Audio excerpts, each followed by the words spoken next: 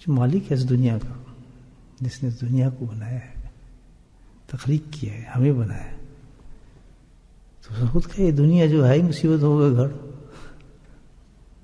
دنیا جس میں بھیج رہا ہوں تمہیں، یہ دنیا جو ہے اس کے پہاڑوں کو نہ دیکھیں، اس کے آبشاروں کو نہ دیکھیں، اس کے لمبے لمبے سرخوں کو نہ دیکھیں، بہتے دریاؤں کو نہ دیکھیں، سمندری کی موجوں کو نہ دیکھیں، ستاروں کے حسن کو نہ دیکھیں، چمکتے ہوئے چاند کو نہ دیکھیں، اونچی اونچی محلات کو نہ دیکھیں، وہ بڑے بڑے کمکموں کو نہ دیکھیں. یہ جو حسن تمہیں بکھرا نظر آتا ہے کائنات میں، بنانے والا میں ہوں. یہ تو ایک ظاہری پکچر ہے، لیکن اس کی حقیقت جو ہے بہت مختلف ہے. حقیقت جو اس دنیا کی وہ یہی ہے، پریشانی ہے، مصیبتیں ہیں. جو حقیقت ہے تو وہ حقیقت سب کو ملتی ہے، سب کو ملتی ہے. نہ ایسا دیکھ دنیا جو ہے فرمایا قید خانہ ہے، قید خانے میں کہاں راحت ہوتی ہے؟ قید خانہ اس کو فرمایا مصیبتوں گھر اسے فرمایا، دھوکے کے گھر اسے فرمایا. اللہ نے ایک تشریح اور یہ چیز فرمائی کہ مردہ گدھے سے بدتر یہ دنیا فرمائی. یہ تو اس کی اصلیت ہے. تو یہاں آرام کہاں دوستوں؟ اس لیے کہ اللہ نے کہا یہ دنیا تو یہ خاصیت یہ ہے اس کی یہ ریئلٹی ہے. تم کیا پاگل بنے پھرتے، تمہیں تو یہاں بھی سکون نہیں ہے، اور اس کو تلاش جنت بناتے بناتے آخر ہوگا کیا کہ تم وہاں بھی جہنم میں چلے جاؤ گے. اور یہی ہو رہا ہے کہ یہاں سے نکل رہے ہیں جنت بناتے ہوتے، جاگ آنے سیدھے جہنم کی طرف رخ ہمارے بھاگے جا رہے ہیں. متفق ہے اس پہ ساری دنیا. اندازہ لگائیں جو اللہ کو مانتے ہیں نہیں مانتے سب متفق ہیں کہ اس کو جنت بنانی ہے. اس پہ لڑ رہے ہیں، جھگڑ رہے ہیں، مار رہے ہیں، لوگوں کو خطر ہو رہا ہے، فساد سارا دنیا کا یہی ہے. اس کا مال میں لے لوں، اس کا پیسہ میں لے لوں، اس کی دکان میں لے لوں، اس کا مکان جی لے لوں. صبح سے اٹھ کے رات تک ہر انسان کی یہی کوشش. غلط کروں صحیح کروں دوستوں، اور کوئی مقصد نہیں ہے ہمارا بالکل بھی. بس تھوڑا مل گیا کہ مقصد یہ کہ چلو نماز آگے 5 وقت نماز پڑھ لی کسی نے، بعض تو اس پہ بھی نہیں ہے نا، بعض نے یہ کام شروع کر دیا. لیکن دل میں وجہ ہے وہی کہ نماز پڑھنے کے بعد کروں گا وہی کام، اس کو جنت بنانا ہے، ایسی کی تیسی جو کچھ ہو جائے. یہ بھی ہو رہا ہے نا. پھر نماز جو پڑھ لی پھر اسی کام پہ لگ گئے. اس کام سے نہیں ہٹتا آدمی، ماننے والا ہو نہ ماننے والا، عبادت گزار ہو، کچھ بھی ہو. تو آخری کب تک انسان چلے گا؟ سوچیں. بڑی اچھی بات اللہ نے مجھے اپنے لیے ذہن میں ڈالی ہے کہ انسان کی زندگی کتنی رہ گئی کیا پتا. ساری زندگی انسان گھروں کو چھوڑ دیتا ہے، اپنے رشتے داروں کو چھوڑ دیتا ہے، ایسے ایسے حقوق کو ختم کر دیتا ہے. حقوق العباد جو سب سے بڑی عبادت ہے، اس چیز کے لیے ان کو ختم کر دیتا ہے، ان حقوق کو بھول جاتا ہے. تیش میں آ کے کبھی باپ کی بےزتی کر دے گا، ماں کی کیا کر رہے ہیں آپ، بھائی ہر وقت کان کھاتے رہتے ہیں آپ یہ وہ. اب کبھی اس نے فون کر کہہ دیا کسی باپ نے کہ آپ بھائی مجھے اسپتال دکھانا، میں بالکل پریکٹیکل باتیں بتا رہا ہوں آپ. بالکل یہ زندگی کے اسکیچ ہیں ہمارے. کوئی ہمارے سامنے اچھا نہیں لگتا ہمیں، کوئی انسان بھی، بیوی بچے سب. کیوں بھائی؟ میرے پیسے کمانے کا وقت ہے، کیا آپ کام کرتے ہیں اس وقت، میرا ڈسٹرب کر رہے ہیں مجھے، میں جنت بنا رہا ہوں اپنی. اس وقت سب سے عظیم ہستی ہیں ہماری، دو حساب سے ہوتی ہے. ربنا جس نے ہمیں پالا، اللہ نے اپنے نام کے ساتھ رب لگائے کہ ہمارے ماں باپ کے ساتھ لگائے. ہمارا ربا یعنی صغیرہ، کتنا بڑا اعزاز ہے.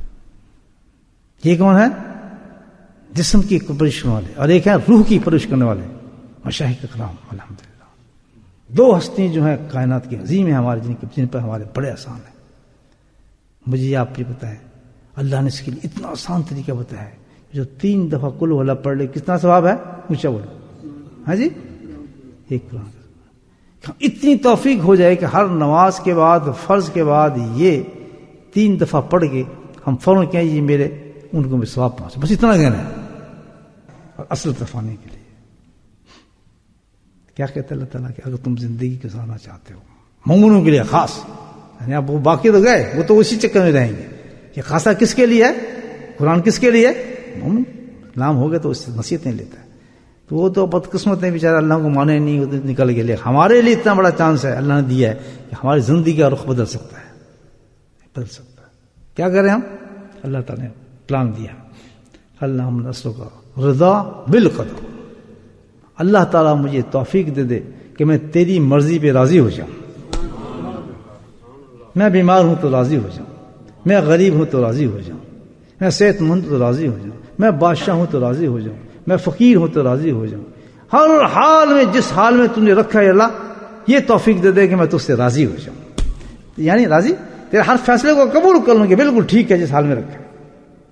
ہم کیا کرتے ہیں؟ اللہ کے اس فیصلے کو بدلنے کی پوری کوشش کرتے ہیں نا. یہ نقصان ہے. اللہ نے کہا تو غریب رہے گا, ہم نے اس فیصلے کو قبول نہیں کرنا. کیوں؟ کہ ہم نے دنیا کو جنت بنانا ہے, ہم نے محل بنانا ہے. تو ہم اس فیصلے کو بدلنے کی جب کوشش شروع کریں گے تو پھر کیا کریں گے؟ اللہ کی نافرمانی میں انسان ڈوب جاتا ہے. تو ساری عیش جو اس کی ہوگی وہ آخرت کی ہو جائے گی. ایک نقطے کو اگر ہم پکڑ لیں, وہ کیا نقطہ ہے؟ اللہ راضی ہوں میں تیرے فیصلے پر. تو نے میرے یہ لکھا تھا, میں اس پہ راضی ہوں. مجھے ہماری لکھی تھی, میں راضی ہوں. وہی اس حال میں رکھا تھا, میں راضی ہوں.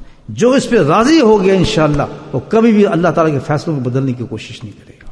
فیصلے بدلنے کی کوشش سے مراد یہ نہیں ہے کہ ہم انسان, ہمیں نہیں پتا. اسباب قائم ہیں, اسباب موجود ہیں. فیصلے بدلنے سے مراد یہ ہے اس فیصلے کو بدلنے کے لیے آدمی کوئی بھی شریعت اس کے قانون کو نہیں توڑے گا.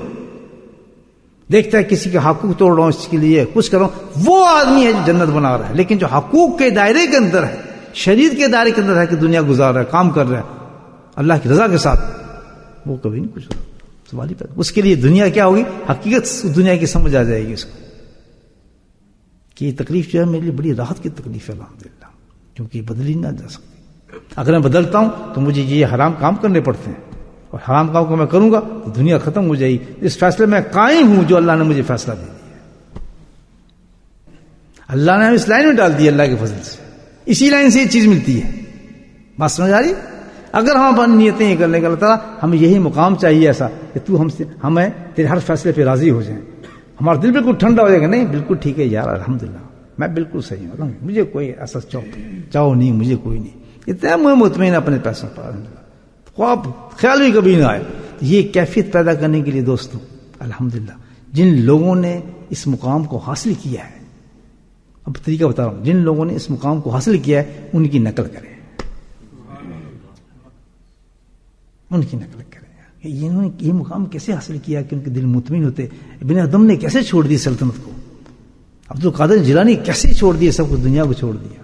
خواجہ معین الدین چشتی کیسے دنیا کو چھوڑ کے چلے گئے, راضی تھے ہر چیز پر, جھونپڑی میں بیٹھے ہوئے تھے جو کہ بادشاہ کرتے تھے. یہ کیسے کون لوگ تھے جنہوں نے چھوڑا؟ یہ کون ہے جن کی قبروں پہ آج بھی کروڑوں قرآن پڑھے جاتے ہیں؟ یہ کون لوگ ہیں؟ انہوں نے کیا کام کیا ہے؟ انہوں نے کام یہ کیا کہ انہوں نے صرف ایک نقطہ کر دیا, اپنے اندر وہ چیز پیدا کی, ہم تیرے ہر فیصلے پہ راضی ہیں. تو ہمیں کیا چاہیے؟